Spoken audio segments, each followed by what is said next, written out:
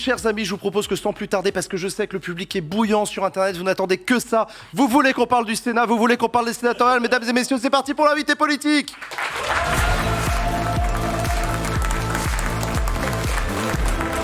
J'accueille sur ce plateau, et j'ai le grand plaisir d'accueillir sur ce plateau le plus jeune sénateur de l'histoire de la République, de la France, du pays, du monde. Rémi Cardon, qui s'installe à côté de moi. Et avec toi, j'ai le plaisir d'accueillir aussi un sénateur pour encore quelques jours seulement. Il finit son mandat, c'est Philippe Dominati, sénateur Les Républicains de Paris. Bonjour Philippe Dominati, bonjour Rémi Cardon, vous n'êtes pas tout seul. Nous sommes également en visio avec une sénatrice, c'est Christine Lavarde, sénatrice Les Républicains des Hauts-de-Seine. Christine Lavarde, est-ce que vous m'entendez ? Oui, bonsoir. Bonsoir Christine Lavarde, merci beaucoup d'être avec nous sur le plateau de Backseat. Donc voilà, tous les trois, on voulait faire une émission spéciale sénatoriale dans cette émission Backseat, puisque Adèle l'a un peu dit rapidement, mais ce week-end, c'est les élections sénatoriales qui auront lieu ce dimanche, une élection très particulière, une élection dont on parle peu, et ce pour deux raisons. Parce que vous ne votez pas, c'est une élection indirecte, ce sont les grands électeurs, on va en parler, qui votent. Et deuxième raison, et ça aussi on va en parler, parce que le Sénat, dans l'ordre des institutions, est un peu moins importante que l'Assemblée nationale, puisqu'elle ne peut pas, le Sénat ne peut pas faire et défaire des gouvernements en 5e République. Mais pour autant, ça reste une institution particulière, intéressante, et je suis ravi de vous accueillir sur ce plateau. Rémi Cardon, j'ai oublié de le préciser, vous avez été élu à 26 ans, c'était il y a 3 ans, et vous êtes sénateur socialiste du Calvados, je dis pas de bêtises. Non, de la Somme. Ouais, de la Somme, pardon. Arthur Delaporte. Oui, c'est Delaporte du Calvados. Non, pardon, autant pour moi. Rémi Cardon, donc voilà. Je le disais, plus jeune sénateur, élu à 26 ans, j'avais déjà eu l'occasion de vous interviewer. À l'époque, je faisais une émission sur Public Sénat. 3 ans après cette interview, 3 ans d'exercice en tant que sénateur, comment ça va ? Comment ça va quand on est sénateur à 29 ans ? Eh ben, en forme. J'ai commencé d'ailleurs le titre de mon bilan de mi-mandat, puisque il va sortir dans quelques semaines. Jeune sénateur, et alors, voilà. Donc j'explique toutes mes actions dans mon département au Sénat. Et donc, voilà, c'est pas une question d'âge, c'est une question de volonté politique et d'engagement. Et donc j'ai fait déjà un certain nombre de propositions de loi, de rapports sénatoriales. Donc j'essaye de prouver que c'est pas une question, il faut pas 40 ans ou un CV long comme moi j'en sens pas, pour devenir sénateur et pour travailler. Il faut tout simplement c'est une question de volonté et d'ancrage territorial, parce que effectivement à l'âge de 15 ans j'ai commencé très tôt aussi à m'impliquer au niveau dans la vie local, dans le milieu associatif et politique dans le département de la Somme. Alors particularité Rémi Cardon, vous êtes dans l'opposition sénatoriale, puisque en tant que socialiste vous siégez à gauche, et que la majorité sénatoriale depuis, sauf exception rare, depuis les années 70, est bien à droite. Philippe Dominati, vous êtes sénateur Les Républicains de Paris, et je le disais en introduction, c'est vos derniers jours là. Oui, tout à fait. Vous ne vous représentez pas. Non. Vous ne vous représentez pas, et vous allez quitter le Sénat après combien de mandats ?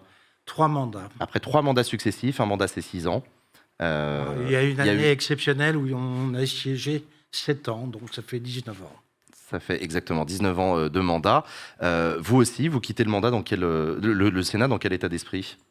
Dans un très bon état d'esprit. Je pense que d'abord le Sénat est une institution nécessaire, mal connue, mais nécessaire pour équilibrer, je dirais, les débordements qui ont lieu souvent à l'Assemblée nationale. Deuxièmement, au Sénat, il n'y a jamais de majorité par un seul groupe ou une seule formation politique. C'est vrai. Contrairement à l'Assemblée nationale, sauf en ce moment, mais d'une manière générale, à l'Assemblée, un seul groupe peut avoir la majorité. Au Sénat, on doit travailler d'une manière plus consensuelle et on n'a pas la pression, je dirais, de l'opinion publique, parce que les sujets arrivent très souvent un peu décalés par rapport aux événements. Et donc, c'est un travail, je dirais, pas une session de rattrapage, mais une sorte de cours d'appel de ce qui est fait à l'Assemblée nationale. On va continuer à en parler. On est aussi, donc je le disais, avec Christine Lavarde. Alors vous, Christine Lavarde, vous êtes également sénatrice Les Républicains, mais vous êtes en campagne actuellement même pour votre réélection, peut-être dimanche prochain. Comment on fait campagne quand on est sénatrice ? En campagne très active, puisque vous voyez que je suis avec vous ce soir. En campagne, on va voir les grands électeurs. Alors après, tout dépend de son département d'élection. Quand on est élu comme Philippe Dominati à Paris ou comme moi dans les Hauts-de-Seine, c'est beaucoup plus facile que quand on est élu dans un département à plus de 800 communes comme le Pas-de-Calais, par exemple. Ouais, non, c'est vrai. Donc du coup, vous rencontrez des grands électeurs, ça fait à mon avis plusieurs mois que vous faites ça, mais vous prenez des cafés, vous avez des rendez-vous, vous faites campagne, vous essayez d'avoir des votes auprès d'électeurs qui, je le rappelle, ont l'obligation de voter. Les grands électeurs, le vote est obligatoire. Dimanche, ils devront aller en préfecture, sinon il y a une amende qui leur pend au nez. Donc vous essayez de les séduire, mais avec quel type d'argument est-ce qu'on séduit les grands électeurs qui sont, je le rappelle, des élus locaux ? Comme le disait Rémi Cardon, en fait, un sénateur actif comme un député actif, il n'est pas en campagne dans le mois qui précède son élection, il est finalement pas en campagne permanente, mais en tout cas, dans une partie de sa mission, il a quand même à essayer de retracer son activité et aussi de partager avec ses électeurs le travail de l'Assemblée dans laquelle il siège. Donc finalement, aujourd'hui, là, dans le mois de septembre, on a proposé aux grands électeurs de venir nous rencontrer, mais la plupart savent déjà le travail qu'on a accompli depuis 6 ans. Et la plupart savent déjà pour qui ils vont voter. C'est aussi la grande particularité de ces élections sénatoriales. À quelques exceptions près, il y a peu d'indécision. On connaît pour beaucoup les étiquettes politiques. On sait que les partis jouent un rôle important aussi avec leurs élus locaux. On a quand même pas mal de questions à vous poser parce que le Sénat est un objet intéressant dans notre vie parlementaire. On a plein de questions. Qui veut se lancer ? Claire, tu avais une question, je crois ? Moi, j'avais une question, mais qui est peut-être précise et contextuelle. Vous disiez que vous aviez justement cette spécificité de pouvoir travailler de manière décalée dans le temps et du coup d'être un peu à l'abri de la pression de l'opinion publique, etc. Il y a quand même une séquence récente où je pense que ça n'a pas été le cas, où il y avait beaucoup plus d'attention. On redécouvrait un peu l'objet Sénat. C'est pendant la réforme des retraites, où il y a eu une séquence d'au moins 2 semaines où tout le monde suivait de manière très très précise ce qui se passait au Sénat. Et voilà, je voulais un peu avoir votre retour sur cette séquence-là, sur comment elle était particulière pour vous en tant que sénateur. Alors, effectivement, au Sénat, le Sénat est dans l'opposition actuellement par rapport aux institutions, c'est-à-dire au courant du président de la République, à la majorité présidentielle. Et je dirais il y a une double opposition. Il y a une opposition à gauche, l'ancienne gauche et l'ancienne droite, pour simplifier, puisque maintenant on dit que les courants ou les digues ont cédé. Le problème du Sénat, c'est de savoir si l'exécutif suit les recommandations du Sénat. S'il y a ce lien entre l'exécutif, c'est-à-dire le gouvernement, évidemment le président de la République, sur les décisions du Sénat. Souvent, on a raison, mais on s'en aperçoit un peu tard. C'est-à-dire qu'il arrive souvent de faire des préconisations, notamment lors du vote du budget, en disant ça, on voudrait que ça soit appliqué, etc. Le gouvernement n'en tient pas compte. Et ce n'est que lorsque les choses vont mal qu'on reprend très souvent les dossiers ou les décisions du Sénat. Voilà. D'accord. Je sais pas si particularité aussi du Sénat, vous avez parlé de vieux partis, ce que je trouve très intéressant. C'est vrai que les 3 premiers candidats à l'élection présidentielle sont très mal représentés au Sénat. Le président de la République, un petit groupe au Sénat, il a un enjeu d'ailleurs de grossir les rangs là ce dimanche. Jean-Luc Mélenchon n'a pas de sénateur et le Rassemblement national avait un sénateur qui a quitté pour rejoindre Reconquête, mais qu'un seul. C'est aussi une particularité et ça dit quelque chose de notre paysage politique, le fait qu'au niveau local, puisque vous êtes les représentants du niveau local, les vieux partis continuent à bien fonctionner. Comment vous l'analysez ça, Rémi Cardon ? C'est très simple, c'est-à-dire que tout se joue essentiellement sur les élections municipales. Pour faire basculer, pour faire grossir des groupes. Nous, on a l'objectif pour ces sénatoriales à gauche d'atteindre ou de dépasser les 100 sénateurs de gauche. Et on l'a vu sur certains textes, on était à 93, 94 parfois. Sur 348, je précise. Sur 348.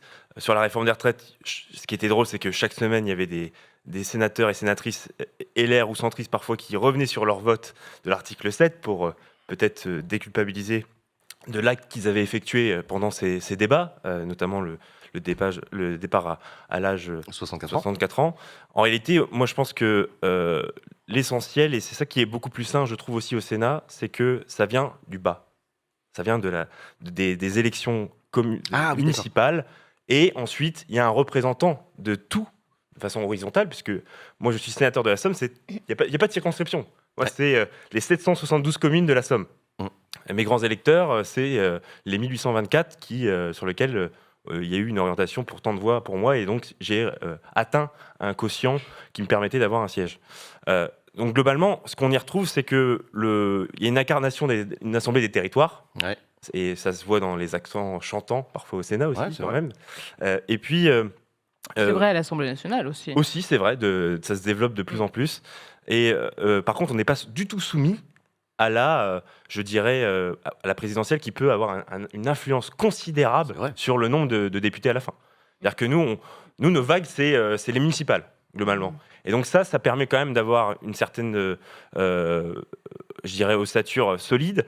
Et puis, moi, par contre, je m'inquiéterai demain si un jour, il y a un groupe du RN, du Rassemblement national au Sénat, ça voudra dire qu'il y aura un ancrage fort, puissant sur certains territoires, et là, il faudra s'inquiéter de plus en plus. Et on voit la progression monter progressivement. C'est vrai qu'on la voit monter. Le Rassemblement national, je l'ai dit, performe peu au niveau local, mais s'implante de plus en plus, notamment dans le Nord et dans le Pas-de-Calais en particulier. Dans le Pas-de-Calais en particulier, et dans le Sud.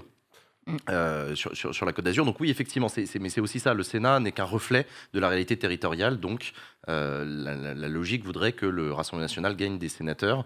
On ne sait pas combien ils en attendent d'ailleurs là pour cette élection, mais pas beaucoup. Pas de quoi faire un groupe. J'espère. Enfin, on ne sait pas. Non, mais on verra. Mais voilà. Léa, tu avais une question, vas-y. Pour continuer dans cette logique de relation avec l'exécutif, de manière plus globale, vous avez tous les deux connu finalement un mandat d'Emmanuel Macron avec une majorité très solide à l'Assemblée nationale. Depuis un an à peu près, cette majorité est clairement beaucoup moins solide. Est-ce que vous avez le sentiment que finalement le Sénat a changé son rapport avec l'exécutif de fait, étant donné que la majorité présidentielle à l'Assemblée nationale est très difficile à sécuriser?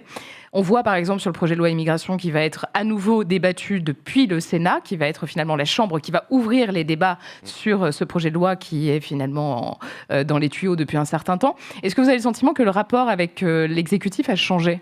Oui, puisque les rapports de force ont changé. Et donc, c'est la raison pour laquelle le gouvernement a besoin de tester par le Sénat en premier pour regarder où est le curseur sur la majorité LR. Et ils aiment bien commencer effectivement par le Sénat pour faire un état des lieux, puis après dire, attendez, les sénateurs LR ont voté ça, pourquoi les députés LR ne voteront Donc pas vous ça rentrez encore plus dans une logique de people, en quelque sorte. Moi, je ne me sens pas du tout concerné. Bien non, mais par les tambouilles des Républicains. C'est le cas de Bruno Retailleau. Il est en discussion constante avec le président de la République, on le sait, avec les poids lourds aussi de l'exécutif. Il y a un point important aussi à rappeler, c'est que dans la commission mixte paritaire, où une fois qu'on a fait nos débats dans les deux assemblées, on mixe tout et on essaie de trouver un accord sur un texte. Et les rapports de force sont aussi plus favorable pour les LR que la majorité présidentielle. Et justement, c'est une question que je voulais vous poser, Christine Lavarde. Ça, c'est quelque chose que vous sentez quand vous êtes les Républicains au Sénat. Vous avez un poids particulier sur ce qui peut se jouer à l'Assemblée nationale. On sait que les Républicains, c'est un enjeu majeur à l'Assemblée nationale pour Emmanuel Macron. Il en a besoin pour trouver des majorités, ces fameuses majorités de projets. Voilà. Est-ce que vous sentez que la discussion n'a pas tout à fait la même saveur avec l'exécutif depuis cet état de fait ? Ce qui est sûr, c'est que l'exécutif, effectivement, a changé son positionnement et ses égards vis-à-vis de la majorité sénatoriale, puisqu'en fait, le bloc qui est majoritaire en commission mixte paritaire, c'est bien les représentants du groupe de la droite, donc, qui s'appelle les Républicains, associés aux représentants du groupe de l'Union centriste, qui, avec le député les Républicains de l'Assemblée nationale, deviennent plus nombreux. Ouais. J'étais un peu perdu, mais les représentants de la majorité ensemble. Oui, non, mais donc effectivement, en commission mixte paritaire, la droite est majoritaire avec son allié l'Union centriste, qui est le centre droit du Sénat. Effectivement, vous êtes majoritaire. Malek, toi, tu as une particularité, c'est que tu as déjà été grand électeur. Oui, parce que dans un passé, j'ai commencé comme Rémi Cardon la politique à 15 ans, enfin mon activité associative et politique à 15 ans, et j'ai été grand électeur en 2017, j'avais 22 ans, donc... grand électeur supplémentaire, donc parce que dans ma ville il fallait rajouter je crois une vingtaine de noms et j'ai fait partie de ces noms-là. Et ce que tu disais, c'est important parce que c'est vrai que les rapports de force sont plus ou moins établis d'avance. Mais en réalité, pas tellement, parce qu'il y a souvent des listes de division à gauche, ça on a l'habitude, mais à droite aussi. Et là, on le voit à Paris avec 3 listes. Et donc, c'est vrai qu'il y a un petit pointage par mon camp politique pour savoir si je viens voter ou pas. Mais après, moi, dans l'isoloir, je suis tout seul. Et je peux voter pour qui je veux. Voilà. Et là, par exemple, il y a un petit truc qui est très marrant. Par exemple, la majorité présidentielle se retrouve face à un vrai cas de figure dans les Yvelines, dans le 78, puisqu'il y a une liste Renaissance, mais il y a aussi une liste des candidats Horizon qui décide de partir tout seul. J'adore. Ah oui, ça... On en avait parlé avec Naïma Mouchou oui, je me souviens, en début d'année. Ça va arriver, de toute façon, on savait que ça allait arriver. Et donc, en réalité, la répartition sur les gros camps, on sait plus ou moins déjà comment ça va s'établir, mais ensuite, savoir si c'est un élu communiste ou un élu socialiste, Union de la gauche, que sais-je, ou un élu LR, apparenté LR, un élu Horizon ou un élu Renaissance, bref. C'est là où ça va se jouer. Et c'est là où c'est hyper intéressant. Et sur la campagne des sénatoriales, moi, je me rappelle, et purée, qu'est-ce que ça m'avait saoulé en tant que grand électeur, le budget publi-postage que vous avez, les candidats, c'est insupportable. Je recevais 10 à 15 courriers par jour. Ça n'avait ni queue ni tête. Mais voilà, mes petites exos sympas à 22 ans d'être. C'est particulier. Il y en a 162 000 des grands électeurs en France.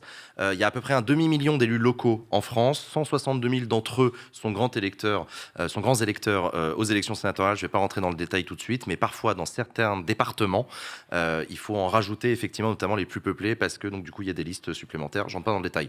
Autre détail dans lequel je m'étais promis de ne pas rentrer, il y a 2 types d'élections différentes pour la même élection. Dans certains départements, on est au scrutin majoritaire, notamment les départements les moins peuplés. Et dans les départements plus peuplés, notamment les grandes métropoles, on est au scrutin de liste proportionnelle, ce qui était votre cas, Philippe Dominati. Je crois que c'est à partir de 3 sièges. Ouais. À partir de 3 sièges, quand il y en a plus de 3 en jeu, c'est ça.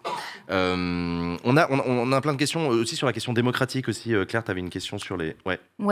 En fait, du coup, votre particularité, c'est que vos électeurs, c'est effectivement des gens qui sont déjà élus. Et en termes c'est un type de démocratie un peu indirecte, du coup. Et votre lien avec les citoyens en tant que tel, il se fait quand même. Et comment vous arrivez à à ouvrir les portes du Sénat, parce qu'il y a des débats importants qui s'y jouent. L'articulation avec le pouvoir exécutif, vous en avez parlé, ça détermine plein de choses qui se cristallisent en termes de politique publique. Et ça, comment vous arrivez à quand même, malgré la charge de travail et le lien que vous devez déjà faire avec les élus, comment vous arrivez à vous adresser aux citoyennes, aux citoyens au-delà de ça ? Déjà, 2 éléments de réponse. Le premier, c'est des permanences où je peux recevoir n'importe quelle personne qui le souhaite en fonction de sa problématique. La deuxième, c'est le fait que je construis dans mon département tous les trimestres des ateliers thématiques, donc avec une thématique en fonction de l'actualité. Le dernier, c'était sur l'eau en particulier, où je réunis des élus locaux, des experts qui témoignent, et c'est ouvert, c'est grand public, c'est une réunion publique également. Donc n'importe quel citoyen engagé plus ou moins, d'ailleurs, peut venir échanger, écouter ce qui s'y passe. Donc je dirais qu'il y a soit des formules assez participatives ou soit une écoute classique. Après, ceci dit, quand on se balade dans les inaugurations, dans les fêtes locales, à chaque fois, on croise « Ah, monsieur le sénateur », et puis hop, on rentre en discussion directement avec le terrain. Enfin, je veux dire, là-dessus, on n'est pas épargné comme les députés. Vous êtes très présent alors sur le terrain Ah oui, tout à fait. Si vous voulez, les élus locaux, et en particulier les maires, sont ravis aussi de recevoir le sénateur pour échanger, nous présenter à sa population. Enfin, il y a aussi ce rôle-là. Le maire est un peu le relais aussi là-dedans. Pardon de le dire comme ça, mais pour gueuler aussi. C'est-à-dire que je me souviens notamment des sénateurs au moment du Covid, au moment où les maires, on avait par-dessus la casquette, il n'y avait pas de pognon, c'était les premières lignes, etc. Les sénateurs étaient une voix très puissante pour remonter les bretelles du gouvernement sur le côté bordel de merde. C'est heureusement que les maires sont là pour tenir à bout de bras ce qui reste de solidarité, pour donner des masques, etc. Et on a vu d'ailleurs, on se souvient du premier quinquennat, Emmanuel Macron qui a quasiment découvert, pardon de le dire comme ça, mais découvert l'existence des élus locaux en disant qu'est-ce qu'ils sont formidables les maires. Ils ont commencé une espèce de petite romance parce que le Covid en fait. Et les sénateurs, et vous disiez, ils avaient raison. Putain, on vous le disait, Monsieur Macron, ça faisait des années qu'on vous le disait, qu'heureusement que les élus locaux sont là. Donc c'est intéressant aussi le Sénat pour ça. Il faut parler un peu de la sociologie du Sénat. Oui. Allez-y. Très souvent, les sénateurs, c'est de moins en moins le cas. Christine Lavarde, mon collègue, généralement, c'était des élus qui avaient fait le cheminement politique conseiller municipal, maire, conseiller général et souvent député. Et après quelques mandats de député, passer au Sénat. Laisser leur circonscription à leurs suppléants, à une autre génération. Et pour le gouvernement, comme il devait chercher un consensus au Sénat, contrairement à l'Assemblée nationale, où à l'Assemblée nationale, les députés sont beaucoup plus nombreux que les sénateurs, le parti majoritaire à l'Assemblée nationale, c'est la discipline. C'est-à-dire, vous votez, on donne les instructions, tel amendement, vous le votez pas.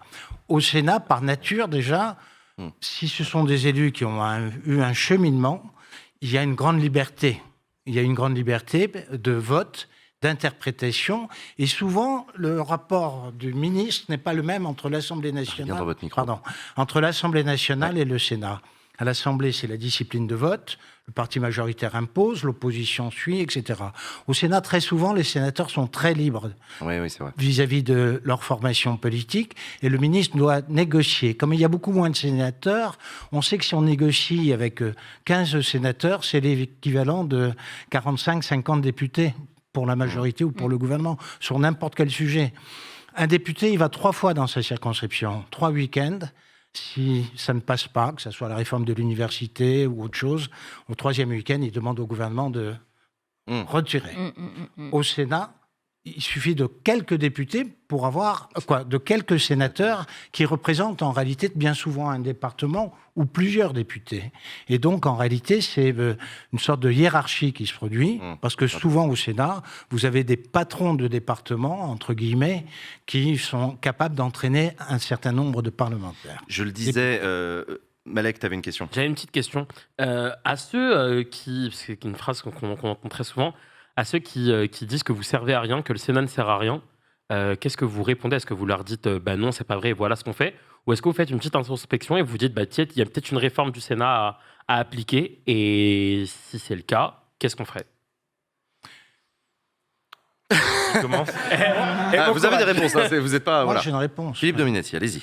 Oui, d'abord, je pense que le Sénat sert à quelque chose. J'y suis rentré, je dirais presque par effraction, puisque j'étais dissident, donc je n'étais pas sûr d'être élu, donc je suis arrivé au Sénat. Je suis rentré parce que je faisais un combat politique dans mon département, donc c'est pour une raison très claire. Et c'est vrai qu'au départ, je n'avais pas une grande vision, je dirais, de l'importance du Sénat, parce que je pensais que c'était l'Assemblée nationale, comme vous l'avez dit tout à l'heure dans notre Constitution, qui était décisive. Je m'aperçois assez rapidement que le gouvernement, lui, n'a pas envie de recommencer des débats. Très souvent, dans la commission parlementaire dont on parlait, comme le Sénat a étudié le texte en dernier, on corrigeait. Et la logique des sénateurs, c'était de dire, comme on a corrigé, on ne va pas se dédire en commission paritaire, soit vous prenez notre texte, soit vous faites une nouvelle lecture vis-à-vis de l'Assemblée nationale. Et comme je vous ai parlé de discipline tout à l'heure, le gouvernement, très souvent, allait devant le groupe à l'Assemblée nationale, lorsque vous êtes dans la majorité de l'exécutif, disait les sénateurs, ils n'ont pas compris ce que vous vouliez, etc. Mais on ne va pas recommencer. Je me rappelle de Pécresse, le débat sur les universités. On ne va pas recommencer le débat. On impose la lecture de la commission paritaire, c'est-à-dire la plupart du temps le texte du Sénat.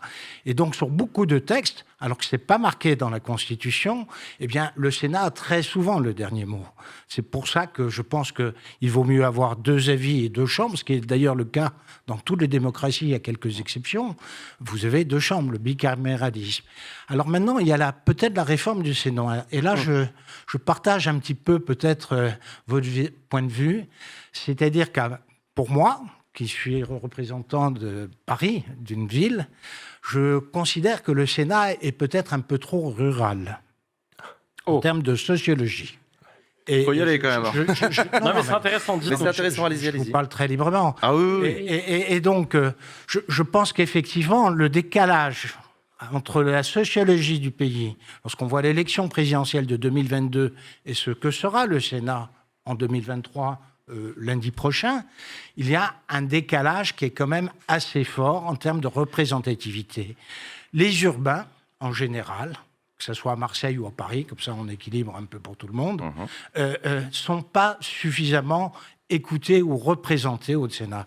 D'ailleurs, moi, j'étais à la Commission des affaires économiques avant. Je dirais, une grande partie des débats, c'était l'agriculture, la pêche, etc., le prix du lait. Bon, alors évidemment, lorsque vous êtes un élu parisien, vous avez du mal à suivre ce débat. Ils sont très importants, hein, oui, mais c'est normal. Oui. Mais l'institution de la RATP, où on est le seul pays pratiquement d'Europe où c'est l'État qui s'occupe encore des transports collectifs et qui ne marche pas depuis 30 ans, ça n'intéresse pas tellement, je dirais, d'autres collègues. Lorsqu'on a eu la privatisation d'ADP il y a peu de temps et que le Sénat a bloqué pratiquement, on avait du mal à mobiliser parce que ce sont des sujets qui concernent, je dirais, en l'occurrence, l'Île-de-France, avec Christine Lavarde, on a beaucoup étudié ce genre de sujet, mais on a du mal à mobiliser le reste de l'Assemblée sénatoriale, parce que je trouve qu'effectivement, en termes de représentativité, c'est pas tout à fait équilibré. Alors c'est intéressant parce que vous parlez de la représentativité en termes d'urbains et de ruraux. Moi, je vais mettre les pieds dans le plat. Est-ce que le Sénat est trop à droite ? Est-ce que le Sénat représente véritablement le pays ? Est-ce qu'il n'y a pas une disproportion de la représentation de la droite par rapport à la gauche dans le Sénat? C'est un commentaire que j'entends souvent de gens qui disent « mais le Sénat est à droite quasiment naturellement depuis toujours. Qu'est-ce que c'est que cette institution qui appartient à un camp ?» Rémi Cardon. Ça veut dire qu'il y a un vrai travail, un vrai enjeu sur les municipales de 2026, déjà, premièrement. Deuxièmement, je pense qu'il y a un enjeu majeur, et on a l'impression, en tout cas, effectivement, si on fait tous le constat, que la société française et notre démocratie à deux vitesses. Ouais. Les élections nationales, où vous avez toujours les mêmes qui font des très bons scores, que ce soit malheureusement le Rassemblement national, la Macronie, et puis Jean-Luc Mélenchon. Et puis, vous avez la deuxième vitesse, c'est toutes les élections locales, ou donc les départementales, les régionales, les municipales. Et donc là, effectivement, les partis traditionnels maintiennent encore un ancrage local. Mais donc, comment, aujourd'hui, un électeur, et c'est vrai, et on s'en rend compte tous les jours sur le terrain, est capable de voter pour un maire socialiste et demain voter autre chose, peut-être pour Macron ou autre, mais c'est vrai. sur une élection nationale. Je pense qu'il y a aussi un phénomène qu'on ne mesure pas, c'est la dépolitisation de notre société. Maintenant, on est sur des personnes et plus tellement sur des doctrines clairement et une pensée définie. Et c'est ça, moi, je pense, l'enjeu, si on veut reclarifier, parce que je suis moyennement d'accord. Ceci dit, un sénateur, ça représente 200 000 habitants à peu près. En moyenne. Donc, si vous voulez, c'est plus ou moins vrai en fonction des départements, mais en tout cas, je trouve que c'est le bon curseur.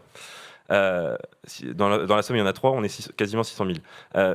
Moi, ce que je m'interroge là-dedans, c'est est-ce que les grosses villes, parce que globalement, si on gagne la ville d'Amiens, par exemple, on a quasiment un demi-sénateur, un poste. Donc, vous voyez que de dire que c'est très ruraux, oui et non, parce qu'en fait, le poids des grosses villes pèse aussi dans la balance quand même dans l'élection sénatoriale. Il ne faut pas l'oublier quand même. C'est vrai. Christine Lavarde, je suis désolé, le fait que vous ne soyez pas avec nous en plateau, je ne vous fais pas assez donner la parole. Du coup, il n'y a que les mecs qui parlent, j'en suis navré. Christine Lavarde, dans le fil de ce que disait Philippe Dominati, un chiffre est souvent mis en avant pour défendre l'utilité du Sénat. Alors, il vaut ce qu'il vaut à prendre avec des pincettes, mais on estime que 70% des amendements, donc des propositions du Sénat, se retrouvent au bout du bout dans les lois. C'est bien la preuve que le Sénat sert à quelque chose, parce que sinon, l'Assemblée nationale, elle n'aurait qu'à faire sauter tout ça.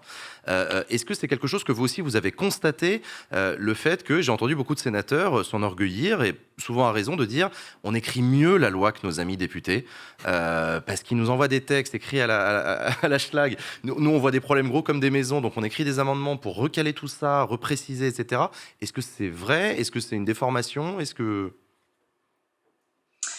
Alors, j'ai envie de dire oui et non, parce que si on compte les amendements de précision rédactionnelle, de correction d'erreurs légistiques et autres, effectivement, ceux-là, ils perdurent dans le texte final, donc ça donne le sentiment d'un bon pourcentage. Mais plutôt, comme le disait Philippe Dominati tout à l'heure, j'ai envie de dire que sur un certain nombre de sujets, le Sénat a raison trop tôt, et je vais en donner qu'un seul qui, je pense, va parler aux auditeurs, c'est celui du bonus sur les véhicules électriques. C'est un peu l'actualité du moment, puisque le gouvernement a présenté sa nouvelle grille. Et le Sénat avait déjà adopté cette idée il y a un an, en décembre 2023. Et finalement, le gouvernement reprend tout ça à son compte quasiment un an plus tard. Et on pourrait citer d'autres exemples. Donc dès qu'on avance un peu sur le fond, sur des idées un peu novatrices, Bah non, on a raison, mais ça serait quand même mieux si c'est la majorité qui reprend à son compte. Ouais, d'accord, je vois ce que vous voulez dire. Vous vous faites piquer votre travail et c'est pas une question d'orgueil, mais c'est une question c'est la preuve qu'en fait, il aurait suffi de vous écouter il y a un an et vous l'aviez déjà proposé. J'avais déjà entendu des arguments similaires au moment de la taxe carbone. Quand les Gilets jaunes sont arrivés, beaucoup de sénateurs ont dit « Putain, on vous l'avait dit, les gars. On vous l'avait dit, nous on le sentait, hein, ça montait, on le voyait bien, le prix du carburant, etc. » Et ça revient à cette discussion sur l'élite déconnectée que pourrait représenter la Macronie à ce moment-là, et des sénateurs plus proches du terrain qui disent « Non, mais il faut nous écouter de temps en temps, parce que quand on vous dit que vous faites une connerie, vous en faites une grosse. » Léa. Oui, j'avais une question, moi, sur l'autre rôle du Sénat, parce qu'on parle souvent du rôle de faire la loi quand on parle du Parlement. On oublie souvent du contrôle du gouvernement, qui est un rôle très, très important et dans lequel je trouve que le Sénat s'illustre particulièrement bien, notamment à travers les diverses commissions d'enquête qu'il y a eu au cours des années. Et je trouve qu'il y a quand même une certaine hype, disons, en quelque sorte, de ce rôle de contrôle du gouvernement de la part du Sénat. Vous, au quotidien, comment vous le vivez? Parce qu'on comprend bien qu'effectivement, sur la partie législative, c'est plus compliqué. Il y a effectivement, je l'ai bien entendu, des discussions en CMP, en commission mixte paritaire, qui permettent de faire pencher les choses dans la balance pour votre côté. Mais le rôle vraiment de contrôle du gouvernement, c'est quelque chose qui est très bien incarné, je trouve, par le Sénat, beaucoup plus que par l'Assemblée nationale. Comment vous expliquez ça? Peut-être Madame la sénatrice. Christine Lavarde, vous voulez répondre? Allez-y. Comment on explique ça? C'est qu'effectivement, nous, déjà, on n'a aucun garde-fou. On peut vraiment titiller l'action jusqu'au bout. On n'a pas de lien avec la majorité, donc on n'a pas peur de la déranger dans nos investigations. Et on l'a vu sur 2 affaires qui ont fait quand même un petit peu de bruit, l'affaire Benalla et puis cette année, le fonds Marianne. Oui, non, mais c'est vrai. Et puis par ailleurs, le dysfonctionnement de l'Assemblée nationale, vous le disiez tout à l'heure, la discipline, les députés de la majorité doivent, et c'est particulièrement vrai avec Macron, tous leur poste et donc leur carrière politique à Emmanuel Macron. Donc va t'opposer à lui, etc. Les sénateurs, vous ne devez rien à personne d'autre qu'à vos électeurs. Donc le président qui va vous tordre le bras, il n'est pas encore né. Et ça aussi, c'est un argument important dans le côté contre-pouvoir. On arrive déjà à la fin de nos échanges. Ah bon. Vous avez 3 profils très différents tous les 3. J'ai envie de vous poser des questions différentes. Philippe Dominati, ça y est, c'est terminé. C'est une fin de carrière sénatoriale. Est-ce que vous avez, je sais pas, une conclusion? Est-ce que vous avez... La politique n'est pas terminée. Alors vous faites quoi, du coup? Alors qu'est-ce qu'on fait après sénateur? Du coup, c'est une question pour Rémi Cardon. Je dirais, moi d'abord, je vais aider ceux qui veulent éventuellement avoir des objectifs politiques. Ouais. Au Sénat, pour l'instant, c'est terminé. Ce qui m'intéresse, c'est la ville de Paris. Ok. Tout simplement. La ville de Paris. Je pense qu'il est nécessaire d'avoir une alternance pour la ville de Paris. Pour ce faire, je pense que les schémas qui sont pris tactiques actuellement ne sont pas les bons pour proposer une alternance. Parler des schémas dans la droite, l'alternative à Hidalgo. Parce que la ville de Paris, c'est un peu comme une élection américaine. Il y a 3 secteurs clés et le reste, je dirais, on sait a priori quelle sera la couleur politique des élus. Donc, le conseil municipal de Paris dépend de 3 secteurs clés.